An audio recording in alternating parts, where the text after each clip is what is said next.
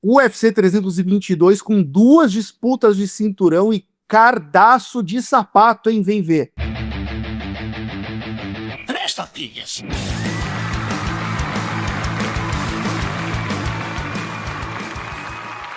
Cavaleiros e brutamontes, donzelas e desdonzeladas, eu sou Fabiano Rampazzo, pisando no octagon de 3 tapinhas de óculos escuros, tá? Porque não tenho colírio, porque fumei um baseado.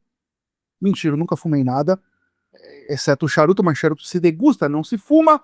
O UFC 322 neste sábado, e este podcast, presta atenção, este podcast vai fazer a melhor prévia deste evento que você encontrará neste YouTube deste país chamado Brasil. Apenas isso. Então, já deixa seu like. Você que está vindo do YouTube, já deixa seu like na confiança. Você que está vindo do Spotify, vai lá no YouTube, dá o seu like na confiança. E vou repetir, é a melhor prévia do UFC 322, que vai acontecer nesse sábado, do YouTube, aqui em Três Tapinhas. Então manda esse link para alguém também, compartilha com algum. Você tem algum amigo que gosta de MMA e que não conhece os Três Tapinhas? Você tem, só compartilha com o maluco, pelo amor de Deus, ou com a maluca. Temos mulheres também assistindo Três Tapinhas. Para quem não sabe, antes da gente aterrissar no UFC 322, a gente tira um espinho da garganta de alguma coisa que ficou entalada na semana, ou da edição passada, ou de qualquer outro assunto. Eu estou bem resolvido. Eu estou sem espinhos na garganta. Quero saber o senhor Igor Meloto, do MMA Meloto, uma das esfinges que ancora este podcast. Meloto, qual é o teu espinho na garganta? Diz respeito ao evento passado ou a algum outro assunto? Saudações, meus amigos. Então, meu espinho ele vai diz respeito sobre o Mohamed Mokaev, né? Mohamed Mokaev, um dos melhores pesos moscas do mundo da atualidade, que mais uma vez venceu um confronto nesse último final de semana. Ele nocauteou o Gerard Burns no Brave 100, um nocaute em 8 segundos do segundo round, se tornou campeão lá desse evento. E assim, eu volto a questionar, esse assunto ele volta à tona novamente, porque o Mohamed Mokaev, um dos melhores pesos moscas do mundo, que já era para ter enfrentado o Alexandre Pantoja, não está no UFC. Esse, para mim, é um dos maiores enigmas atualmente do MMA, porque a comunicação, tanto do evento quanto dos envolvidos, assim, ela não tá muito clara. Porque se apontou duas coisas, né? Primeiro, que ele tava causando problemas para os matchmakers, que ele estava infernizando a vida dos matchmakers. E o outro motivo é que ele fazia lutas que não eram tão empolgantes. Ele chegou até a falar que ouviu do UFC que para ele continuar no evento ele tinha que buscar mais nocautear, ou buscar mais finalizar, enfim, buscar fazer lutas mais atrativas. Mas as duas coisas eu questiono, porque a gente olha para o cartel dele, ele tem pouquíssimas lutas que foram para decisão dos juízes. Essa última agora foi um nocaute que pode ser considerado um dos melhores nocautes do ano, os mais bonitos no MMA como um todo.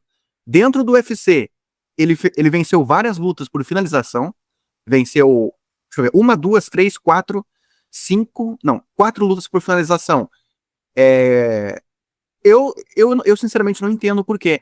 O Dana White, o UFC já teve lutadores muito polêmicos que brigavam até com o Dana White, como o Tito Ortiz, por exemplo, que entrava na pesagem com aquela roupa lá de Dana White is my bitch, e as coisas sempre eram resolvidas ali.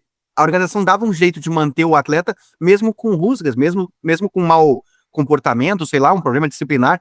Eu acho que a demissão, a rescisão contratual, ela foi uma coisa muito extrema. Eles poderiam ter conduzido melhor isso para proporcionar para o público, que é a grande vítima disso, as melhores lutas possíveis. E Alexandre Pantoja e Mokaev, para mim, era uma delas. Na verdade, a demissão já faz muito tempo, né? O teu espinho não é contra a demissão, mas, na verdade, pedindo a contratação, a recontratação do Mokaev, né? É isso. Também. Cada vez mais a gente fica menos claro o porquê que ele não tá no evento. Eu concordo absolutamente com tudo que você falou. Vou até fazer uma sugestão. Por que você não lança nas suas redes sociais MMA Meloto, faz um post explicando isso e lança a hashtag Pantoja versus Mokaev. Vai que essa hashtag viraliza, a gente convence, a gente conversa com os nossos colegas do Palpitão do canal Contragolpe. Vamos tentar fazer viralizar essa hashtag aí, porque é uma luta que precisa acontecer, com certeza. Eu lembro que se fazia muito isso com outros casos, né, mais emblemáticos, como Fedor Emelianenko no UFC. Eu comprei essa narrativa na época, essa coisa. Eu não sei se o Dana White é muito de levar em consideração o que é pedido nas redes sociais, mas não deixa de ser uma ideia ruim, não. Eu não sei se teria clamor popular, né? Porque peso mosca, ninguém é muito fã do Mokaev, além da gente que é mais MMA raiz, o grande público, eu não sei se abraçaria. Mas eu acho que vale a tentativa. Barbie, bem-vindo de volta. João Menegali Barbie voltou do velho mundo, está de novo entre nós, ressuscitou com seu cabelo de Jesus Cristo, ressuscitou. Barbie, bem-vindo. Qual é o seu espinho na garganta, meu amigo? Soldados, aqui vos fala seu capitão novamente. É um prazer estar de volta no meu podcast favorito com as minhas pessoas favoritas. Reúnam-se, pois aqui eu vos trago a verdade. E o meu espinho na garganta desse evento, para mim, foi muita diferença de inteligência, ou pelo menos que de luta, até que existem coisas que são fora da luta aqui, dos irmãos Bonfim. Porque é engraçado que quando eles estrearam, e o Gabriel era o irmão invicto, o Ismael não era mais invicto, eu sempre defendi que o Marreta e o Ismael era o melhor entre os dois. Eu achava mesmo. Eu falava, esse cara é mais técnico, esse cara é mais completo, esse cara tem mais jeitos de lutar, enquanto o Gabriel depende muito de explosão. Mas conforme a carreira deles vai transcorrendo, aparentemente é o contrário, né? Não só em termos de, tipo, quem é o melhor, mas em termos de quem tem mais QI, quem tem mais consciência de como lutar. Porque o Gabriel, a impressão que dá é que o Gabriel, a cada performance, ele volta, ele avalia o que aconteceu, o que deu certo, o que deu errado. Ele entrou contra o Stephen Thompson como se ele nunca tivesse assistido uma luta do Stephen Thompson.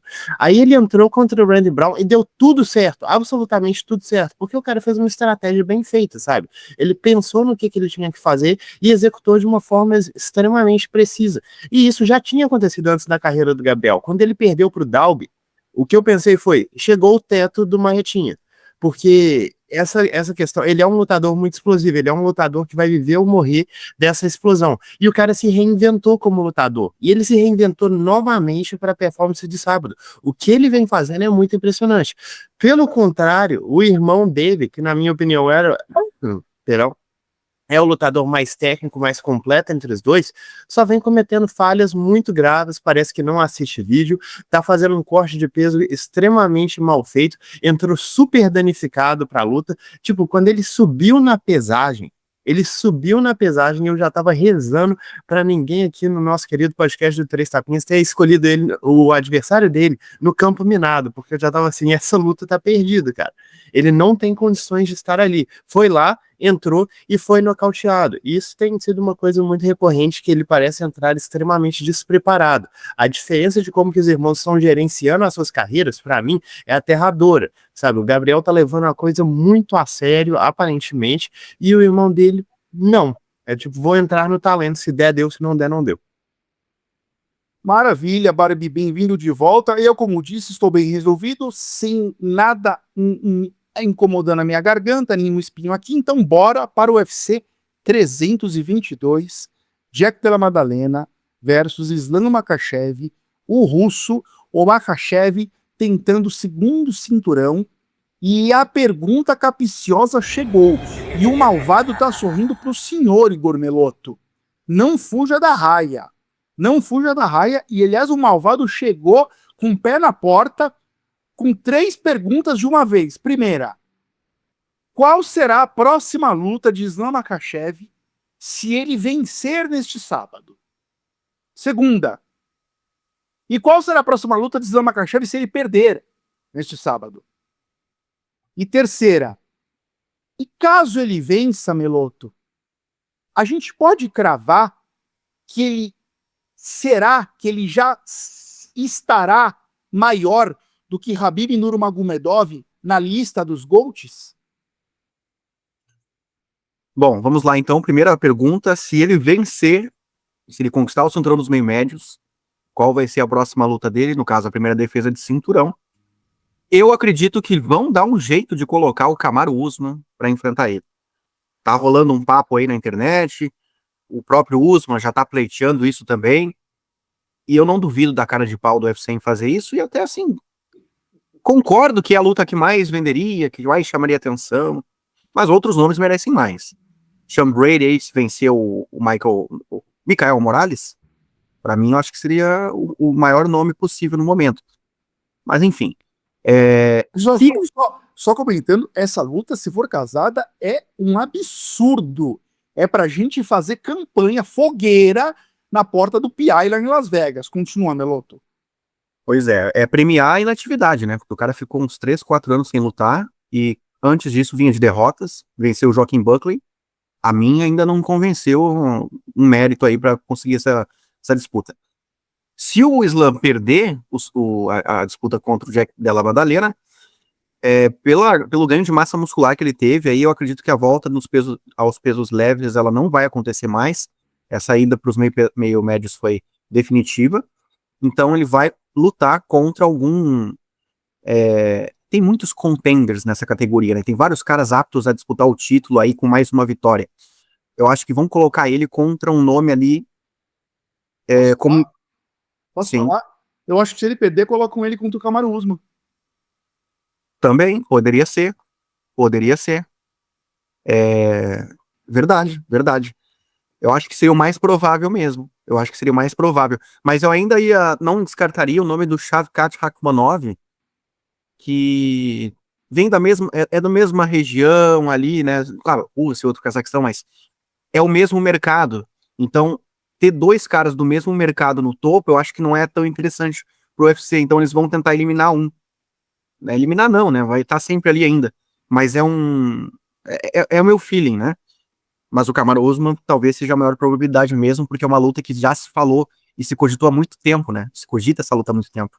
Então, verdade. Acho que o Kamaru Usman fica no topo aí das duas hipóteses.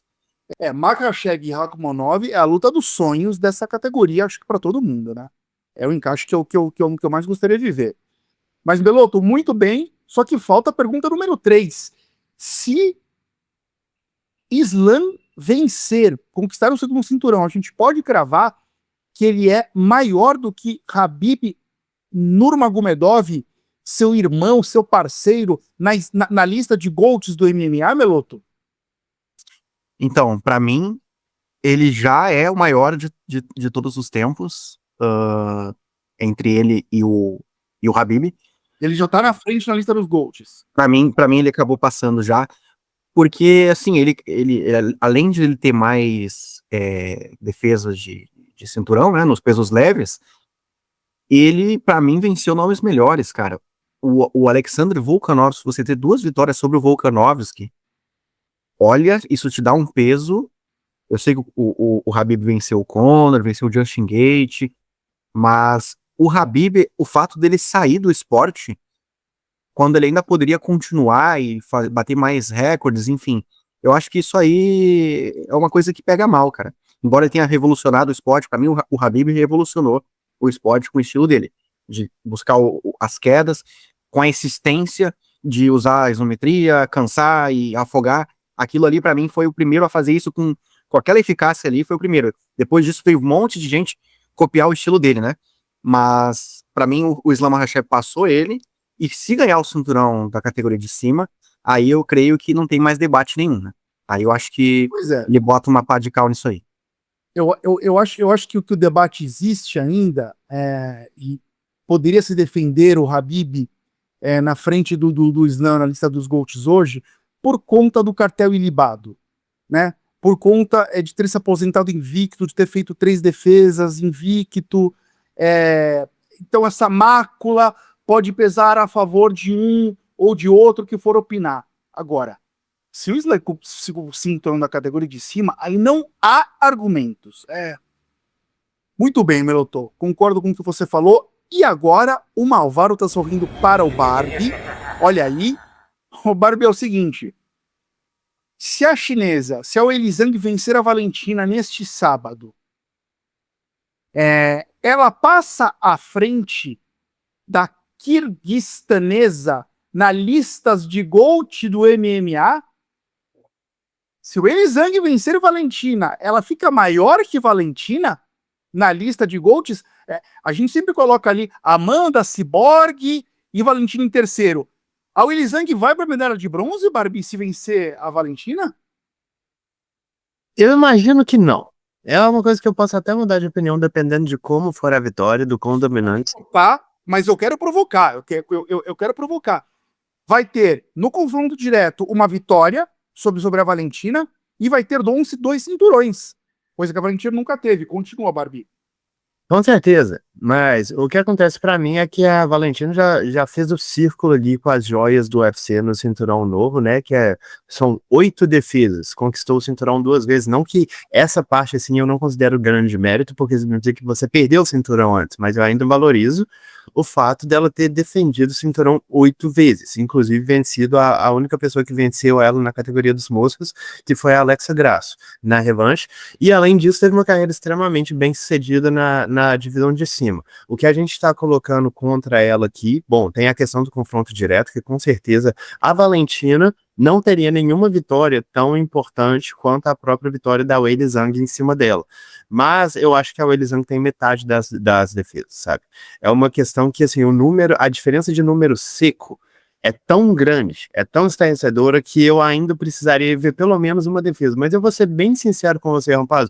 Se for uma performance a nível, sei lá, Conor McGregor contra Ed Álvares, eu posso chegar aqui na terça-feira com uma opinião diferente e falar, caramba, ela foi lá e passou o caminhão. E ela foi lá e passou o caminhão de uma forma estarrecedora. Eu tenho que reconsiderar isso. Mas, neste momento, eu acho que não. Eu acho que não. Eu acho que, mesmo com o segundo cinturão, que é uma conquista absurda, é uma conquista gigantesca, eu ainda colocaria a Valentina assim, acima, por uma consistência muito grande, né? Porque, se eu não me engano, a sequência de vitórias aí que a Weili Zhang tá neste momento é tipo 5 vitórias, o que é muita coisa. Mas a gente compara que a Valentina, no primeiro reinado dela, ela teve 7 defesas de cinturão, bicho. Isso é muita coisa. Muita coisa mesmo. Eu acho que mesmo que não seja o mesmo nível assim de lutador, a gente tem que considerar esses números secos. Eu tendo a concordar com você nessa resposta, isso é que é verdade. Eu acho que mesmo ganhando o segundo cinturão, vencendo a Valentina, o tamanho do reinado da Valentina no peso mosca tem que ter um peso aí. Mas é aquilo, né? Aí a Zhang vai lá e faz uma defesa de cinturão, você já começa a ofertar. Faz 2 defesas, para mim já passa. E por aí vai, enfim. Mas temos disputas interessantíssimas, hein? Nas lutas principais deste UFC 322. E bora pro Rampazo Reage. Rampazo Reage. Bom, vamos lá. Selecionei aqui o comentário do nosso amigo Maurício Nakagami. Abre aspas pro Maurício. Essa imitação do Chaves tá horrível e chata. Diferente do Chaves. Vamos lá. Vocês têm potencial maior. Ô Maurício, eu só tenho uma resposta pra você. Essa daqui, ó.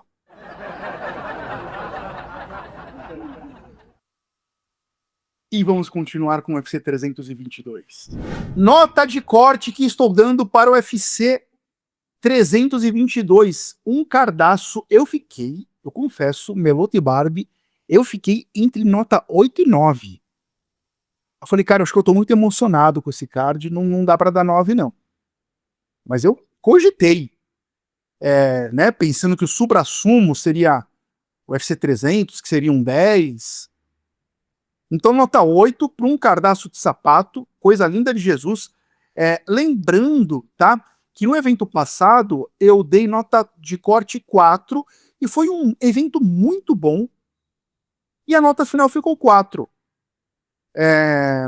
Porque foi muito bom o evento. Acho que a nota 4 ficou de bom tamanho ali. Então, Eu vou dizer pra você, Rampazzo, que eu acho que você dá a nota 4 foi um exagero. Aquele card merecia 2. É que 2 foi o anterior, que tava muito pior. Tava muito pior. É, eu achei que tinha lutas interessantes ali, Raoni Barcelos no meio do card, ali tinha umas coisas legais ali. É, e, Beloto, então, o UFC 322, o povo quer saber que horas começa. Aliás, preparem o café noturno. Meloto, que horas começa o evento e qual a primeira luta do card preliminar, meu amigo, por favor? Bom, agora com o fim do horário de verão nos Estados Unidos, os eventos vão começar uma hora um pouquinho mais tarde aqui no Brasil, então o card preliminar está previsto para iniciar às 20 horas na hora de Brasília, e a primeira luta é entre o Vyacheslav Borchev contra o Matheus Camilo.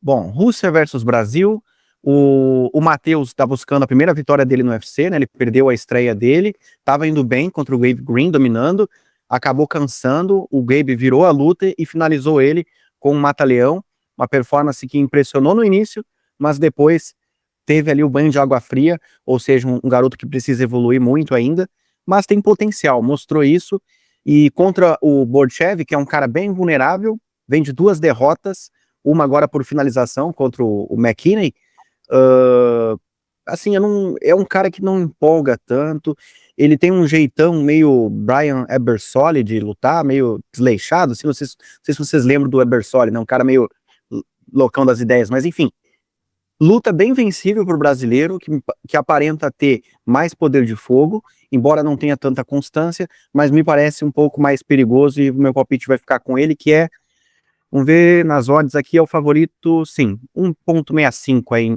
nas odds, nas médias. Muito bem, Melo, que na segunda luta a gente tem o Paysangur Suzurkaev contra o Eric McCônico. Paysandu versus McCômico.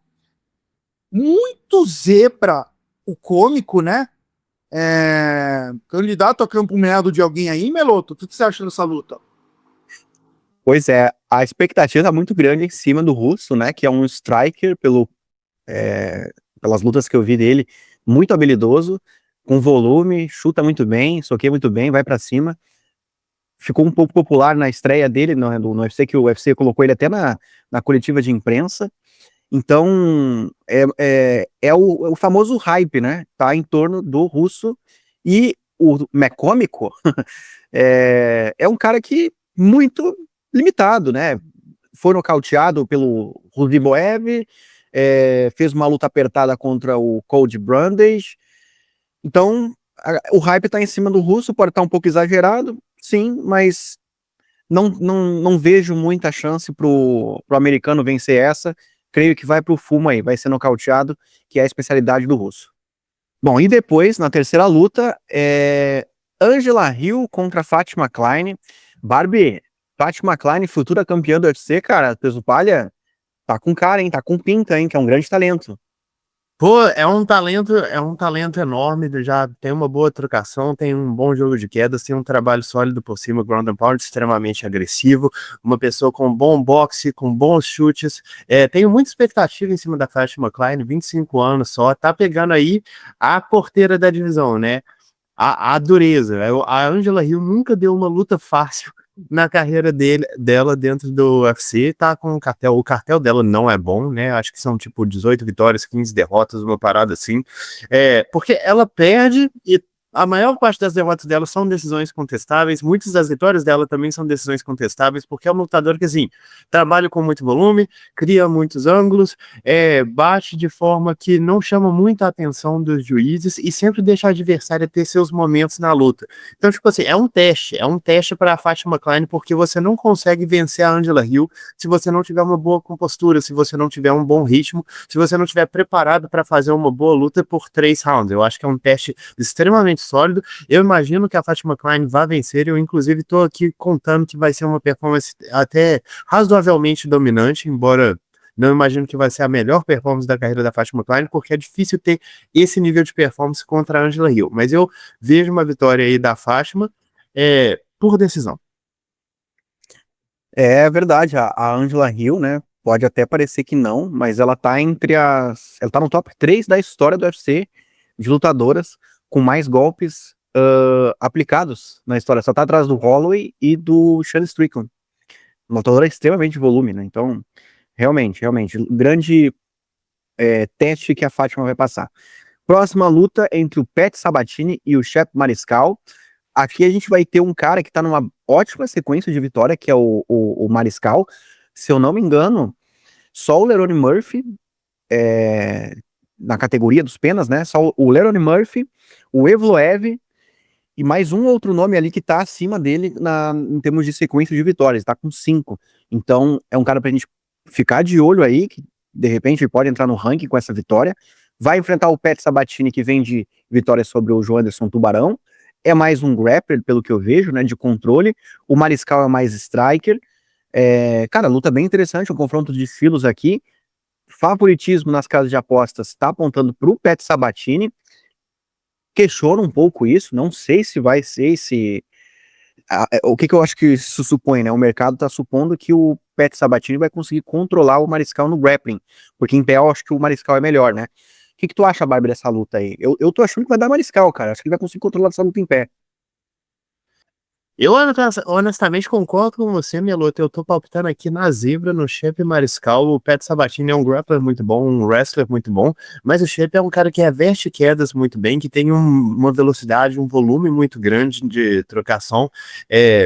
Eu acho que mesmo que ele seja quedado, ele tem grappling suficiente para não se deixar ser controlado a longo prazo. Eu acho que ele consegue reverter quedas, eu acho que ele consegue trabalhar bem, mesmo de costas para a grade, e eu acho que eventualmente ele vai vencer o adversário dele, que é mais unidimensional, na área que ele não domina, que é justamente a trocação. Eu tô palpitando no Shep Mariscal aqui. Muito bem. E a luta seguinte é entre o Gerard Michard contra o Kyle Dawkins. A luta do boi cansado, né? Que chamam ele do boi cansado, mas não sei. Ele tá com 3 derrotas seguidas. Foi nocauteado na última luta pelo Mikhail Oleksiejczuk, 37 anos. Ou seja, pode ser a última luta dele no UFC se ele perder essa, mas eu não sei se ele vai. O Kyle Dawkins acabou de nocautear o Michel Pereira, né? Incrível o nocaute que ele aplicou lá. Mas o grappling do Kyle Dawkins, eu não sei, eu não confio tanto. O favoritismo aqui tá apontado para o Dawkins, muito grande esse favoritismo. Eu acho que se deve muito também à sequência do Mirsad, mas eu não tô tão confiante na vitória do Dawkins, não. Tá bom, em pé ele é melhor, ele tende a ter vantagem nessa área, mas eu não sei se ele tem tanta habilidade para manter ela o tempo todo ali. Então, meu palpite vai no Dawkins, mas eu acredito que pode dar ruim se ele cansar, ou enfim, se o Mirsad levar para o chão. E depois a gente vai ter uma luta entre duas joias, né? Duas promessas, o Malcolm Whitaker contra o Cody Haddon. E aí, Barbie, o que você acha dessa luta aqui? Bom, a gente não tem muitas informações assim a respeito do Malcolm Whitaker. É um cara que tem um senhor poder de nocaute, tem uma senhora mão pesada. Teve ali a primeira luta dele contra o Cameron Simon, que na minha opinião é um cara extremamente talentoso, e nessa luta foi aquela diferença muito grande de potencial físico, né? Porque o Will Maker estava tomando os golpes para acertar os dele, e eventualmente chegou no momento que conseguiu o nocaute. Tomou o golpe, entrou na distância de qualquer jeito e conseguiu matar. Tipo assim, é um poder assustador, é uma velocidade assustadora, os fundamentos dele são sólidos, mas ainda não mostrou muita coisa fora esse potencial físico extremamente grande.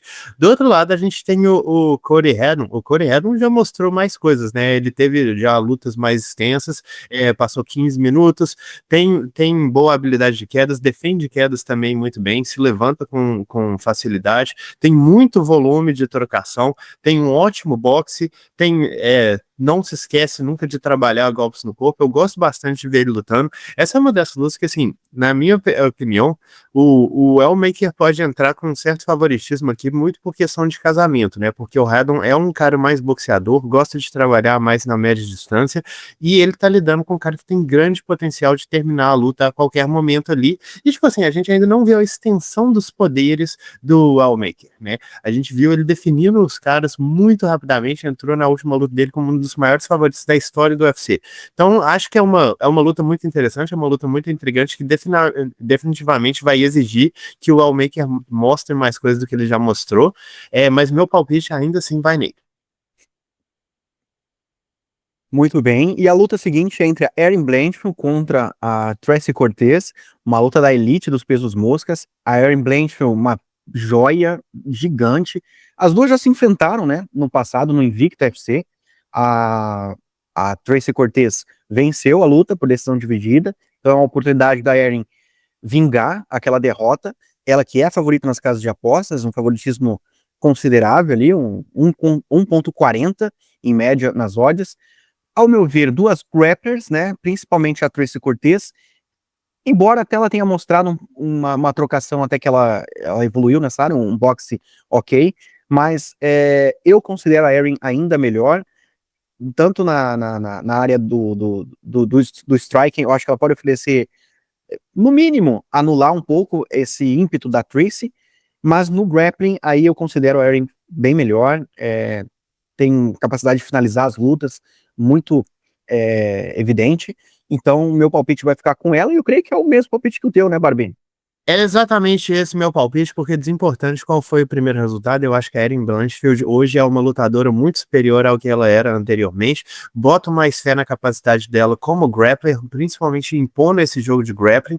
Não acredito que, bom, eu acredito que a Tracy Cortez seja uma trocadora melhor entre as duas, mas eu acho que a Blanchfield vai conseguir colocar a luta para baixo. Não confio muito no cardio da Tracy Cortez, inclusive, e meu palpite tá indo na Blanchfield. Não acho que seja uma luta exatamente fácil, eu acho que o casamento de estilos aqui é um pouco chato para as duas, inclusive, mas vejo uma vitória da Blanchfield. É isso aí. E depois a gente vai ter o Roman Kopylov contra o Gregory Robocop, luta de strikers bem contundentes, caras que vão pro nocaute. Acredito que essa luta aqui não vai para decisão dos juízes. O Kopylov tem uma kickboxing, né, de bom nível. Ele vem de derrota pro Paulo Costa, né, o Paulo Borrachinha, mas não é um nome pra gente descartar aí na divisão. Já o Robocop vem de vitória sobre o Jack Hermanson, uma grande vitória, né, mas antes ele acabou parando do Jared Cannonier. Então é um cara que ainda tem a evoluir, precisa mostrar um pouco mais. E cara, aqui eu vou, deixa eu ver as odds aqui. O favoritismo tá com o Gregory Robocop, mas é um tipo de luta que eu não sei não, hein? O Robocop já foi nocauteado pelo Bruno Huck, o Kopylov, pelo que eu vi, não foi nocauteado ainda na carreira. É uma luta perigosa pro brasileiro. O meu palpite vai ficar com o Russo, eu acho que o Russo vai acabar vencendo essa luta. E é isso, eu tô pessimista, galera. Tô pessimista com o brasileiro nessa aqui. E aí, Barbie, acho que vale pra você comentar um pouquinho essa luta aqui. Eu tenho aqui as mesmas ressalvas que você, porque o Robocop, mesmo que eu considere ele um cara muito bom, um cara muito técnico, ele tem uma vulnerabilidade muito grande. Mas eu vou dizer aqui pra mim que o maior diferencial é em termos de grappling, e o Robocop, pra mim, sendo o cara tranquilamente mais forte entre os dois, ele é maior, ele é mais musculoso, ele é mais forte. Eu imagino que ele colocando essa luta pra baixo, ele consegue uma definição até fácil. Eu boto muita fé nesse aí, eu acho seu palpite muito válido, mas eu ainda tô botando fé no brasileiro aqui, colocar essa luta pra baixo, trabalhar ground and pound. Eu acho o Kopylov realmente ruim nesse quesito. Então vejo uma vitória do Robocop aí. Bom, vocês deixando a batata assando pra mim aí, né? No palpitão do canal Contragolpe, e eu concordo com uma luta equilibrada, entendo o voto do Meloto, mas eu vou no Gregory Rodrigues também, por conta da luta de solo. Eu acho que ele. E algo me diz que ele tem um QI de luta razoável, eu acho que ele deve levar também. E aí, finalizando o card preliminar, a gente tem Bonica versus Rodolfo Vieira. Meloto, diga pra gente aí quem leva e por quê. Eu acredito que o Bonico vai vencer. A última luta ele deixou muito a desejar, me fez questionar, inclusive, se ele tem a vocação para ser lutador. A forma como ele perdeu foi indigna, cara. Mas ainda assim, eu acho que ele é superior ao Rodolfo, em pé também. Acho que ele pode oferecer mais perigo ali, mais volume de golpes. Mas é uma luta equilibrada, porque se ela for ficar em pé, né, como eu acredito que ela vai, eles vão acabar se anulando no grappling, ponto forte dos dois, né? É o grappling, o Rodolfo, um dos maiores jiu-jiteiros da história, Bonico, um wrestler excelentíssimo, mas essa luta deve ficar em pé, e ali é meio loteria. Tô indo de Bonico porque eu acho que ele tem um pouco mais de habilidade em pé, embora ele é mais vulnerável do que o Rodolfo. E aí, Meloto, Barbie, chegamos ao card principal do UFC 322 com previsão de início, pasmem, à meia-noite, horário de Brasília. Um card que, vale dizer, tem 1, 2, 3, 5 lutas, todas com ranqueados, iniciando, Meloto, Beneil Dariush versus Benoit Saint-Denis. Rápido e rasteiro, Meloto, teu palpite e por quê, hein? Vai dar Benoit Saint-Denis, né, Meloto? É uma luta que eu tô indo de Benoit Saint-Denis, mas esse cara também não é muito confiável, né? Eu vou com ele por conta Da idade, óbvio. do maior poder, não, maior poder de nocaute mesmo. Essa luta tende a ficar em pé, acho que ele vai acabar sentando o queixo do Dariush ali. E o nosso fumador, hein? E o Carlos Cigarro contra o Leon Edwards? Eu vou falar uma coisa pra vocês dois, tá? O Barbie costuma dizer isso, né? Eu acho que quem vencer vai fazer parecer fácil. Acho que ou o Carlos Prates passa o carro, ou o Leon Edwards mete um 4-1, 5-0. É verdade, Vai ser 5 rounds essa porra? Ah, não, falei bobagem, né? Bem que podia, né? Obrigado por me corrigir, Barbie. Sendo uma luta de 3 rounds, bom, enfim, meu palpite tá ping-pongueando aí. O que vocês decidirem, tá decidido. Bom, eu tô indo de Carlos Prates. Eu acho que ele vai impor mais ali o jogo dele de volume, vai encurralar um pouco mais o Edwards. O Edwards contra o Nate Diaz, até hoje aquela coisa ali tá na minha cabeça, né? O Nate Diaz poderia ter nocauteado ele. Então eu vou ficar de Carlos Prates, acho que ele tem mais poder de fogo. Bom, na próxima, lembrando que tem um jogo de grappling a favor do Leon Edwards, que pode aparecer nessa noite aí. Eu gosto muito do Carlos Prates, vou torcer para ele passar pelo Leon. E aí a gente chega, Meloto, em outra luta que para mim também tá esquisita, porque o Sean Brady tá muito favorito contra o Michael Morales. E, cara, é o Michael Morales, quase um super-herói, né? É quase um menino de superpoderes. Tá a serviço dado mesmo, Meloto? Confronto de estilos total, né? Eu não consigo ver uma luta fácil pro Brady, porque o Michael Morales, se ele mantém essa luta em pé, creio que ele tem muita chance de fazer isso, ele é muito forte, vai acabar trazendo problemas pro Brady. O Brady, embora seja um excelentíssimo grappler, vai buscar essa área, mas sei, cara, o Michael Morales agora vai ser testado nisso aí. Eu tô indo de equatoriano, velho. Eu não tô tão confiante no Brady como as pessoas estão aí nas casas de apostas. Eu acho que a derrota que ele teve por nocaute, inclusive, né? O Brady foi nocauteado pelo Belal. Belal, né? Então, assim, é um indício muito forte de que ele é vulnerável nessa área e basta alguém ali com esse poder ali pra trazer isso pra ele. E o Michael Morales é esse cara. Ô, Barbie, rapidinho, você concorda com esse palpite do Meloto? Contar que eu estou ping-pongueando muito esse palpite, eu acho que, eu inclusive estava conversando a respeito dessa luta outro dia, que eu tava falando, pra mim o Sean Brady é o melhor lutador, mas é um dos casamentos mais ingratos que eu já vi nos últimos tempos. Como você falou, o Michael Morales, ele é um super-homem, cara, esse cara provavelmente poderia ir para as Olimpíadas em qualquer esporte, é um dos caras mais atléticos que você vai encontrar no MMA, possivelmente o cara mais atlético dentro do UFC hoje. E tipo assim, não só isso, mas é um cara que a base dele foi toda em wrestling. O que ele precisa fazer aqui é só defender as quedas e meter mão pesada na cara do Sean Brady. Então eu realmente fico com receio aqui dessa luta, porque é aquela coisa que o Sean Brady tem tudo para passar o caminhão, mas ele também pode só ter 3 quedas defendidas, tomar uma mãozada na cara e morrer. E eu tô com a sensação que é isso que vai acontecer. Meu palpite eu acho que vai ficar com o Michael Morales, mas eu ainda vou pensar mais nisso. Assista um palpitão do canal Contragolpe para ver o palpite final de 3 tapinhas, ok? E aí a gente chega no Common Event, Valentina Shevchenko versus Weili Zhang, ou Zhang Weili, como queiram, né? A chinesa subindo de categoria, largou o cinturão à deriva, às moscas, peso palha, foi pro peso mosca. E aí, Barbie, se tem cinturão valendo, tem Capitão Carisma em jogo. Vamos começar pela desafiante ao duplo campeonato, Weili Zhang. Quais as armas que ela vai trazer para vencer a multicampeã Valentina Shevchenko? Ai, ai, ai, hein, Barbie? Nossa senhora, o Weili Zhang é uma lutadora incrível, inclusive estava sendo meu palpite aqui para terminar o ano como campeã, eu só não sabia que ela seria campeã da categoria de cima, então já perdi essa aí na bola. E, cara, é uma lutadora fenomenal que vem se desenvolvendo demais aí nessa parte que, para muitos, seria a segunda parte da carreira dela, a segunda metade, porque ela começou a realmente melhorar como lutadora depois que ela conquistou o cinturão, porque antes ela era só uma mão pesada, um chute lateral, às vezes um potencial de wrestling. Depois disso, ela desenvolveu muito o boxe dela, ela desenvolveu muita habilidade de quedas, o controle por cima, o jogo de finalizações, se tornou uma lutadora realmente completa e vem mostrando mais isso a cada luta. A última luta dela contra a Tatiana Suárez, ela completamente negou a adversária, né? Negou as entradas de queda, defendeu tudo muito bem, foi capaz de reverter, foi capaz de, inclusive, levar a melhor em termos de grappling.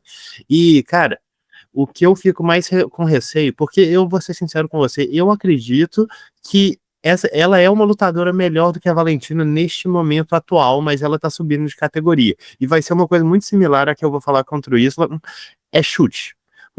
Quando a gente faz uma avaliação de como que um atleta vai representar quando ele sobe de categoria, é chute. Porque ele pode responder muito bem ao ganho de peso, como foi, por exemplo, o caso do Poatan, que ele ganhou mais resistência física, ele ganhou mais cardio, o poder dele subiu junto com ele. É, e o cara parece um monstro no 93 quilos, a gente fica até pensando por que ele cortava para 84, mas também pode responder muito mal, pode ficar mais lento, pode não ter mais essa vantagem de força que ela já exibia na categoria dos pesos palhos feminino, porque ela tinha uma vantagem de força contra praticamente todo mundo. Uma monstra de lutadora, muito monstra fisicamente também, e agora subindo de categoria tá deixando muito isso para trás, né? Também vai enfrentar lutadores que são maiores fisicamente que ela, mais longas, que é o caso da Valentina. A Valentina, bicho, ela estava acostumada a lutar no peso galo. Agora tá enfrentando mais uma vez numa peso palha. A última vez que isso aconteceu, que teve uma pessoa que subiu para lutar com a Valentina, foi o caso por exemplo, da Jéssica Andrade, foi o caso da Joana Jędrzejczyk. Realmente deixou muito claro essa diferença de tamanho e como que a Valentina usa isso muito bem. Eu fico bem preocupado com essa subida da Zhang, porque eu acho que, como lutadora, ela não fica devendo para ninguém. Mas aí você tá contando muito com um ganho de peso ser muito acertado contra uma oponente que é a rainha da categoria dela. E vamos falar dela então. Barbie, o tempo passa, o tempo não ajuda a Valentina, mas ela é uma craque, né? Ela é um talento, ela é absolutamente extra série. Quem é esta Valentina que vai entrar esse sábado no Octagon, Barbie? Valentina tá vindo aí de duas das maiores vitórias da carreira dela, porque são contra atletas da nova geração, em um momento que, como você falou, o tempo já passou, a Valentina já tá muito, obviamente, não mais no auge físico dela. Isso aqui é óbvio para qualquer um que está vendo. E eu sempre falei aqui, é uma coisa que eu vou repetir, que a Valentina, ela depende muito do tempo de reação. Você vê que ela não tem exatamente uma defesa muito ativa, sabe? Ela para na frente da adversária em uma distância que ela julga como a distância perfeita e espera. E o fato dela ser tão bem sucedida fazendo isso, mostra que ela tem tipo os melhores olhos da categoria, né? O melhor tempo de reação nesse sentido. Que qualquer movimento ela percebe e ela é capaz de reagir por ser uma lutadora extremamente rápida. Quando você começa a envelhecer, passar desse seu auge físico e você perde esse milissegundo aí de tempo de reação, você começa a tomar golpes. Mas assim, a Valentina, mesmo já tendo passado um pouco desse ponto, ela ainda tá se mostrando uma lutadora no nível mais alto. A defesa dela contra a Manon Fiorot, para mim, foi uma excelente defesa, mostrou uma superioridade na trocação contra uma adversária que é muito boa trocadora também, muito maior, muito mais forte fisicamente do que ela, que conseguiu aí prender ela na grade por vários momentos, e a Valentina também sempre teve assim, ela sempre teve essa questão da trocação, principalmente com ganchos de direita em contragolpe, direto de esquerda. É uma lutadora muito mais contragolpeadora, né? Se a adversária não tá tentando alguma coisa, a luta fica extremamente chata, porque a Valentina não tem problema algum em não atacar enquanto ela não vê a oportunidade perfeita. Mas ela também tem no grappling aí, principalmente quedas lindas do judô, quedas a partir do clinch, que algumas vezes até ela se dá mal fazendo, mas colocar na luta para baixo, ela consegue travar a luta muito bem por cima, trabalhar um ground and pound, passar a guarda, chegar em posição de crucifixo, que é a posição favorita dela no solo. Ela tem um cardio fenomenal para a categoria, é uma atleta extremamente completa. É difícil você fazer uma luta boa contra a Valentina mesmo vencendo. Até agora, todas as derrotas que a Valentina teve dentro do MMA foram derrotas com muito custo. Ela nunca vendeu uma derrota barata na vida dela e nunca foi fácil definir uma luta contra ela também. Ó, o negócio é o seguinte, eu vou contar até 3, e no 3, se o Pitoco latir, a Valentina vence. Se o Pitoco não latir, a Weili vence. 1, 2, 3. Barbie, quero saber o seguinte, concorda com o Pitoco? Quem vence essa luta e como? Eu vou dizer que é difícil para mim discordar do Pitoco, mas eu vou ser conservador aqui e vou apostar na Valentino, porque eu acho que mesmo nessa altura do campeonato, ela ainda tem os melhores reflexos da categoria, ela ainda tem uma trocação capaz de barrar qualquer um. E tipo assim, você sendo a lutadora menor contra a Valentina, cara, esse é um jeito extremamente difícil de tentar lidar com ela, porque você tem que encurtar a distância, você vai ser forçada a isso, que vai ser o caso da Weili Zhang. E isso é, tipo, tudo que a Valentina quer. Tudo que a Valentina quer é uma oponente que precisa encurtar a distância contra ela, para ela poder usar seus contragolpes, para ela poder usar suas entradas de queda, que funcionam mais como entradas de queda reativas do que ofensivas. E eu acho que, infelizmente, o jogo aqui não é muito legal. A questão da diferença física, o fato da gente não saber como que a Zhang vai subir, combinado com as habilidades que a Valentina traz, tanto em termos de trocação, quanto em termos de grappling, eu acho que isso depõe muito contra o caso da Weili Zhang.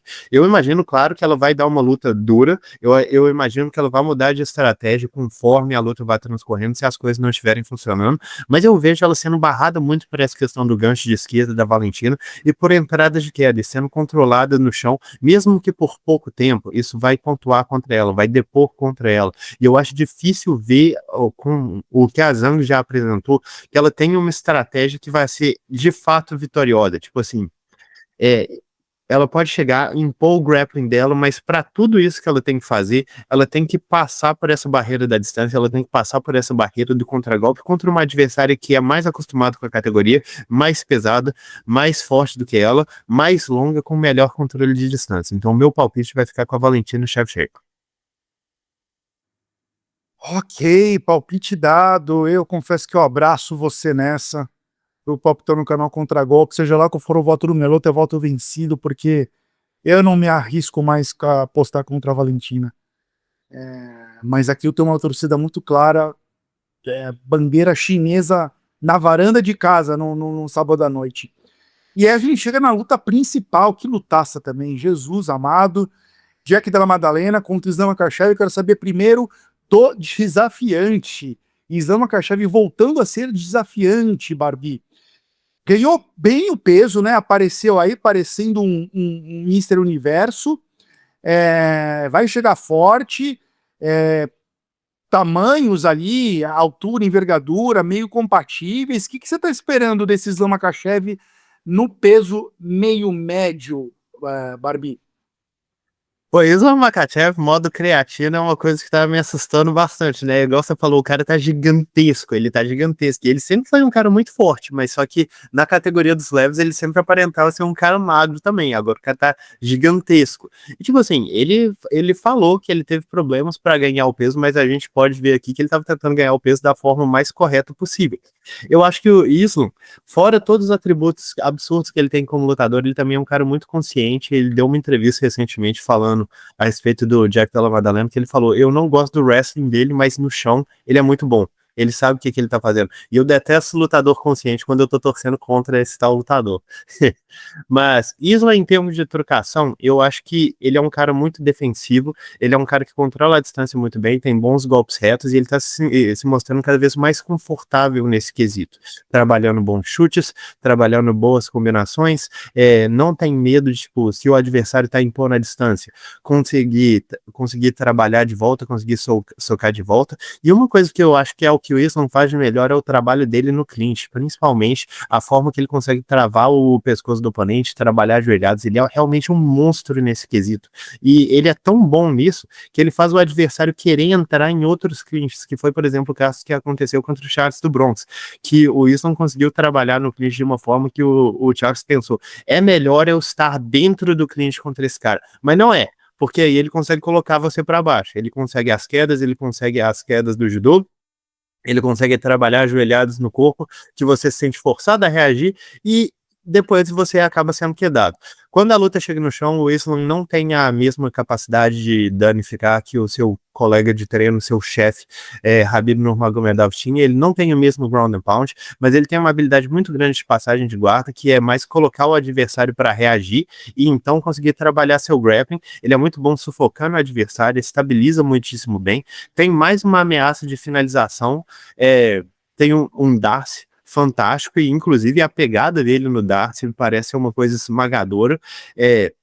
É um lutador extremamente defensivo, inclusive até ele conquistar o cinturão, a gente praticamente nunca tinha visto o Islam tomando dano. E eu falei isso aqui já mais recentemente, que o Islam, diferente do Khabib, ele parece ser um cara que tem muitos planos diferentes, justamente por ser um lutador mais completo. Ele não tem uma estratégia que vai funcionar contra todos os lutadores, mas se as coisas dão errado, ele tem muito mais capacidade de se adaptar, justamente por ser um trocador melhor e por ter maior amplitude de armas. Tipo, ele não precisa que as quedas funcionem, até mesmo contra o Poirier, que as quedas não estavam funcionando da forma esperada, ele conseguiu trocar no mesmo nível, ele conseguiu machucar o adversário com ajoelhadas, ele conseguiu machucar o adversário com jabs diretos, um cara muito consciente e não se esconde da luta. Eu acho ele extremamente impressionante como lutador, mas entra aqui essa coisa, ele ganhou muito músculo, cara. Ele ganhou muito músculo. Pode ser que ele venha aí e jogue o Jack Della Maddalena para todo lado, mas como eu falei, e eu vou repetir aqui, a gente só pode saber como que esse ganho vai afetar a performance dele na hora da performance. Qualquer coisa que a gente fala antes disso é chute. E do outro lado tem o campeão recém-empossado, né? Tirou o cinturão do Belal, vai para sua primeira defesa, e que primeira defesa, hein? Que presente de grego, subindo o Islam Makhachev. É um jogo que não casa pro Jack Della Maddalena, eu acho que isso é meio óbvio, né? É um striker que vai pegar um grappler, possivelmente o melhor grappler hoje do UFC, talvez até do MMA. Qual a sua opinião sobre o Jack Della Maddalena para essa luta, Barbie? Pô, Jack Della Maddalena, meu garoto, inclusive, apostei nele para ganhar o cinturão. E lutador excelente, um boxeador de combinações, um cara que utiliza muito bem troca de base, um cara que utiliza muito bem a pressão, ótimos jabs. Gosto muito da forma que ele trabalha golpes no corpo, principalmente em combinação. Gosto da forma que ele utiliza diretos para trocar a base, para cortar espaço e conseguir trabalhar mais golpes. E em questão de defesa de quedas aqui, que é uma coisa extremamente importante para essa luta, eu não acho que ele seja dos melhores. Inclusive, uma das coisas que eu mais reclamo a respeito do Jack, talvez nem seja só da defesa de quedas, que eu acho que seja bem mediano, mas é o fato que toda interação de grappling vira uma interação longa. É uma coisa que eu sempre reclamo, que o adversário entra nas pernas dele e subitamente eles passam 1 minuto na grade com o Jack se desvencilhando da queda. Normalmente ele se desvencilha, mas a que custo, né? Você passou um minuto na grade. Eu acho que ele não tem muita habilidade de simplesmente matar a queda e voltar a luta para o centro. Ele às vezes contragolpeia essas entradas de queda com próprias entradas de queda do judô, tentando passar rasteira nos adversários. Ele fez isso contra o Durinho, ele fez isso contra o Belal, e isso funciona muito bem, né? Mas você vai tentar fazer isso contra o Islam, eu acho uma coisa até meio xarope.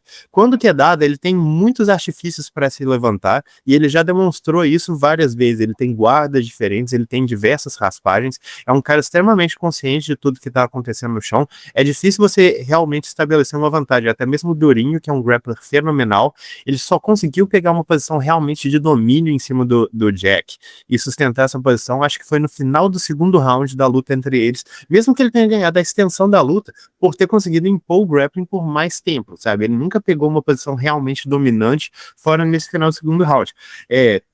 E eu gosto muito da forma que o Jack trabalha ao longo de 5 rounds, ele trabalha a pressão dele, ele vai matando o cardio do adversário, ele se dá muito bem sob pressão, ele defende muito bem os golpes, tem uma guarda muito firme. Eu gosto da forma também que ele utiliza a guarda dele de boxe, muitas vezes para bloquear quedas, né? Que ele firma a guarda aqui e ele baixa o tronco completamente, de forma que o cotovelo dele bloqueia a entrada do adversário. É uma coisa muito funcional que eu vou falar mais disso depois, mas eu acho que para essa luta é uma coisa meio terrível. Mas gosto muito dele como lutador, acho que ele ainda está em pleno desenvolvimento, já mostrou ser capaz de lutar 5 rounds num alto nível, alta pressão, defendendo quedas e trabalhando cada vez com mais volume. Acho um lutador sensacional. Barbie, eu tô curioso, cara. Eu tô curioso e os Brutamontes e Desdonzeladas também. Quem vence essa luta, cara? Eu vou dizer assim, o meu palpite, para já começar, vai ser no Jack Della Maddalena. E eu vou dizer uma outra coisa, que se essa luta for fácil, ela provavelmente vai ser fácil a favor do Islam. Eu acho que o Jack Della Maddalena ganhando vai ser uma luta complicada. Complicada como foi contra o Belal, por exemplo. Que todo mundo pontuou pro Jack, mas todo mundo viu que foi uma luta difícil para ele.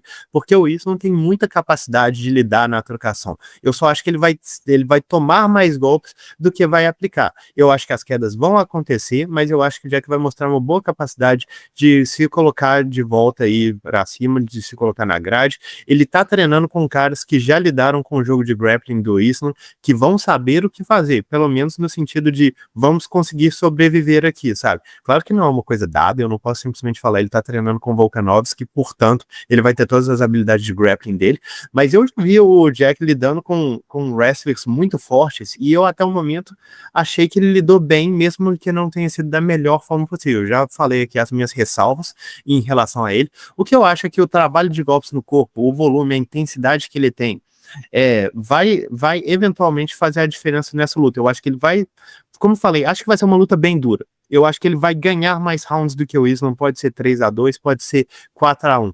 Pode ser também que o Islam simplesmente passe o caminhão nele, coloque a luta para baixo e tire ele para absolutamente nada. Mas eu vejo Jack Maddalena vencendo uma decisão difícil. Eu tava falando muito dessa questão aqui da defesa de quedas dele, que eu acho que é uma coisa realmente importante nessa luta, né? Porque o cara faz isso e se coloca para baixo para defender, bicho, o Islam vai pegar esse pescoço no clinch e vai descer a joelhada nele.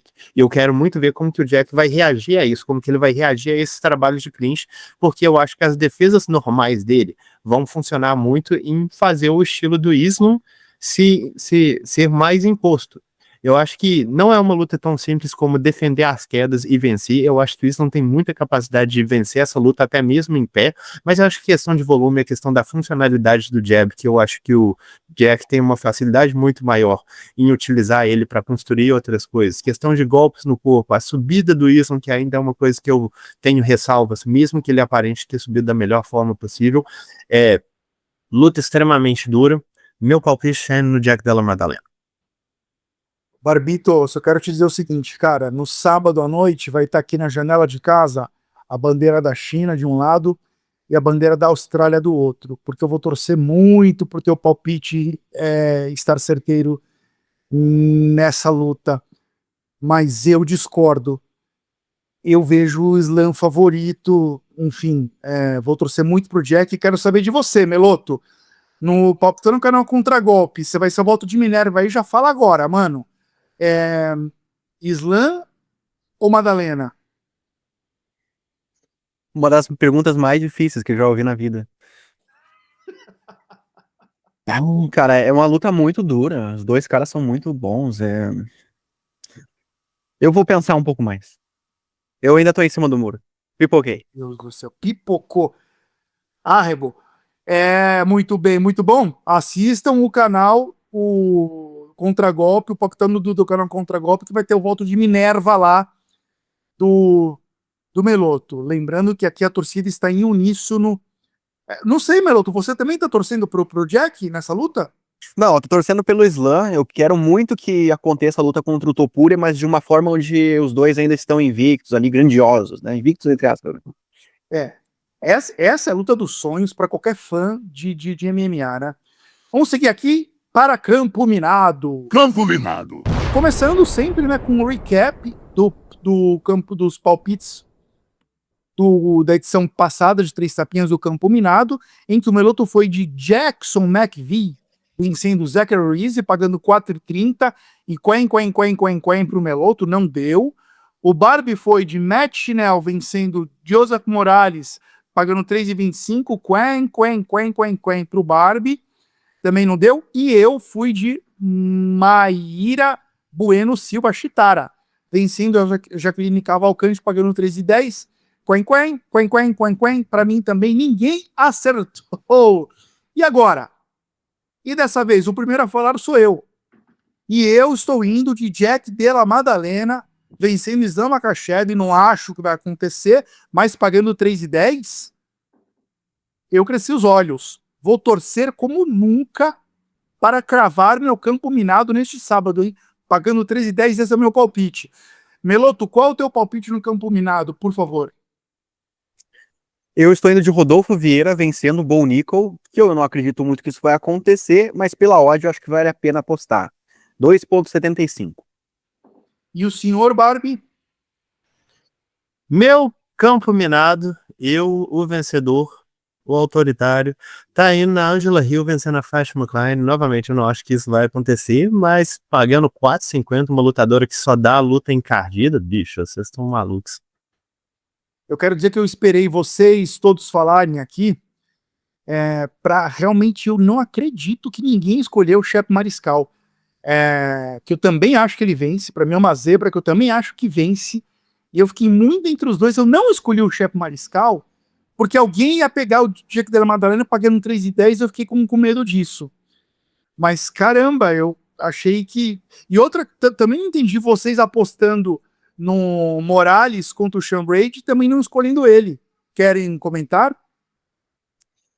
Eu tô guloso, né? Eu quero um pouquinho mais de gordura aí pra chegar em vocês, então eu sei que a diferença não é tão grande assim, mas eu tô guloso. Eu tô olhando pro número ali, o número tá me impressionando mais. Olho nas odds, entendi. Pior que é mais ou menos isso. Eu tô tranquilo na liderança, então eu tô assim, quer saber? Eu posso arriscar. Eu vou no prêmio grande. Se der bom, eu disparo. Vamos ver se você tá tranquilo mesmo. Barbie tá em primeiro lugar, ele retomou a liderança no penúltimo palpitão, tá com 18,35. Em segundo estou eu, com 17,01. O senhor não está tranquilo. Não está tranquilo. Meu amigo, você teve uma semana de liderança. Eu espero que você tenha aproveitado. Está tranquilo. Tranquilo está o Meloto em terceiro lugar. O Meloto está tranquilo. Né? Com 10,06. O Meloto está tranquilo.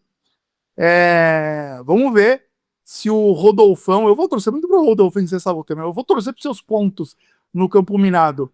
Só tem 2 caras na minha frente, tô tranquilo. Só precisa passar 2, né? Muito bem. E vamos empacotar essa edição de 3 tapinhas, né? O UFC 322, que card, hein? Que evento, hein? Tapinha de despedida começando pelo senhor Barbie. Por favor, vai nas costas ou vai na cara? Meu tapinha de despedida, senhoras e senhores. Eu acho que vocês sentiram falta que eu fizesse isso, mas cheguem aqui para perto do seu capitão, porque meu tapinha de despedida vai nas costas. Olha só, mas que dia bom. Seu capitão está numa paz, numa calma, porque o Herb Dean, imagina se eu tô falando do Herb Dean de uma forma positiva, maluquice, mas ele concedeu uma entrevista recentemente que ele estava falando justamente como que existem as regras para você tirar pontos não só por dedadas de olho, mas também por você lutar com os dedos projetados para frente dessa forma, que é uma falta extremamente recorrente.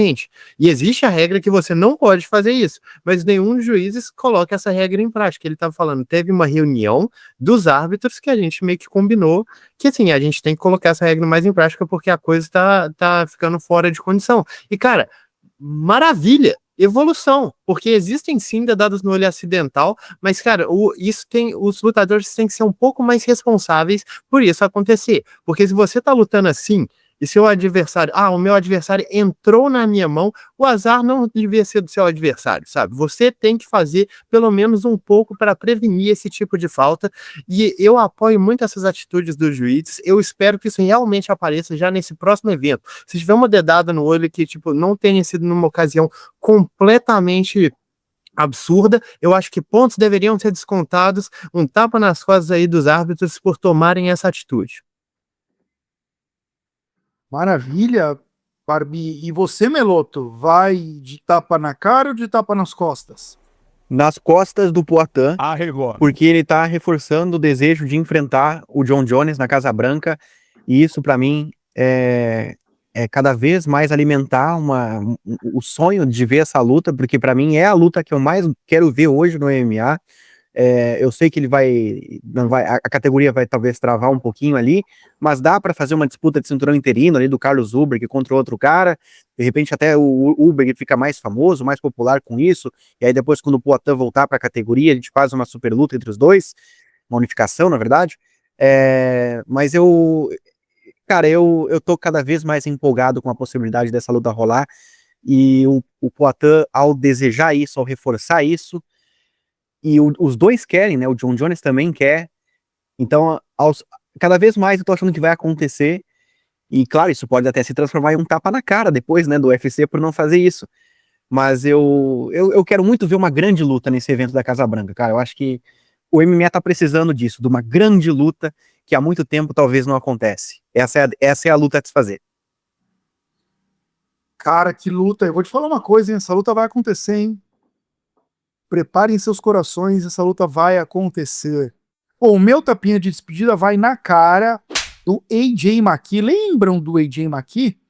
Aquele que finalizou o Patrício Pitbull lá no Bellator e depois perdeu pro mesmo Pitbull numa revanche por decisão. O AJ McKee, né, que é filho de lutador e que fala há muitos anos que vai entrar pro UFC, que tem vontade de assinar com o UFC, que é um sonho dele lutar no UFC, recentemente aí renovou com a PFL. Então assim, pô, você fala e não faz, cara, e o tapa na cara vai também porque eu gostaria de vê-lo no UFC, se testando ali contra os principais lutadores, né? Eu honestamente acho que o AJ McKee não chegaria para ser nem um top 5 na categoria peso leve do UFC. Acho que um ranqueado, um top 10, talvez sim, mas um top 5 eu acho que não. Ele que é top 3 lá na PFL, né, atrás do Paul Hughes, do Paul Hughes e do Usman Nurmagomedov. Esse outro que eu quero muito ver no UFC um dia. Há más línguas que dizem que da família do Nurmagomedov é o mais prodigioso, né, o Usman. E esse é o meu tapa na cara do AJ McKee, que era hora dele migrar para o UFC e assinou de novo o contrato com a PFL. Enfim, cada um sabe aonde coloca o burro, o dinheiro e a sombra. Mas eu, como fã de luta, não gostei. Quer comentar alguma coisa, Melo? Tô podendo ir embora. É isso aí, eu também faço do seu tapinha aí, o meu também. Ele, bom, tá no auge, né? 30 anos, poderia lutar até de peso pena, ele luta nas duas divisões. Um grande talento aí, talvez seja o efeito do Pat Mix, né? Quem sabe assustou ele, essas derrotas aí do Mix no UFC. O UFC assustando a galera. Tá bom, então. Um grande beijo no coração de todo mundo, até quinta que vem. E olha, hein, o evento começa tarde, então dá uma cochiladinha tarde, porque não dá para perder nenhuma luta deste UFC 322. Bom evento para vocês, até sábado. 3 tapinhas.